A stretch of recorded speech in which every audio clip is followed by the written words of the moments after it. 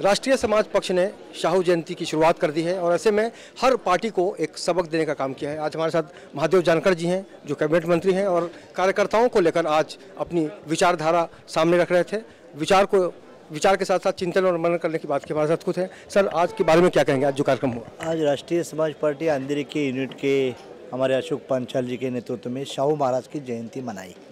तो ये से शाहू राजा तो बहुत बड़ा राजा था, दबे कुचले लोगों के लिए उसने बहुत ही काम किया है।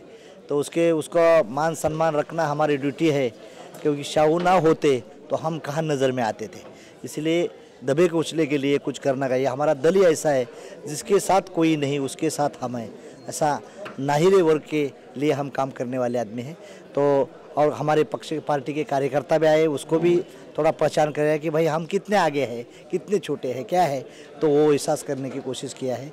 और उसके साथ साथ महाराष्ट्र में हम अलाइड पार्टी है, बीजेपी के साथ, शिवसेना के साथ है। तो ये गवर्नमेंट ने जो फार्मर्स के वेवर के बारे में जो डिसीजन ले लिया है, उसके लिए चीफ मिनिस्टर का अभिनंदन करने का ये ठराव हमने पारित किया है। अभी लगातार आज जीएसटी को लेकर भी बहुत सारे अलग अलग लोग तरीके से सोच रहे हैं, बहस भी छिड़ी हुई है। आप अपने मतदाताओं को, अपने लोगों को जीएसटी के बारे में क्या कहना चाहेंगे? जीएसटी के बारे में, एक देश एक कर बनेगा। जीएसटी से कॉमन लोगों के लिए फ़ायदा हो जाएगा। अमीरों के लिए थोड़ा तकलीफ की बात है, लेकिन कॉमन पर्सन के लिए जीएसटी अच्छी है। तो जीएसटी का राष्ट्रीय समाज पार्टी स्वागत करती है और उसके लिए हम मोदी साहब, जेटली साहब, देवेंद्र फडणवीस जी और मुनगंटीवार साहब का अभिनंदन भी करते हैं। हमने सुना है कि आप कभी किसी से डरते नहीं, डराने की कोशिश करते हैं, लेकिन आप आज कार्यकर्ताओं को जिस तरह से आपने जिस भाषा में समझाया, ऐसे में लगता है कि वाकई आज ऐसे ही नेताओं की ज़रूरत है। ये बल कहाँ से मिलते हैं आपको? मेरा आत्मबल मेरे खुद से ही मैंने लिया है। मैं मेहनत, जिद्द, चिकाटी और मेहनत के बलबूते मैं आगे जाने की कोशिश कर रहा हूँ। किसी के भरोसे के नतीजे पे मैं चलने वाला नहीं है।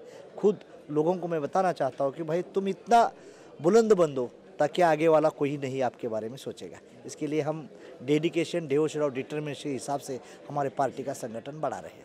अभी मुंबई के संगठन के बारे में आप बता रहे हैं कि वार्ड स्तर पर अध्यक्ष रखेंगे।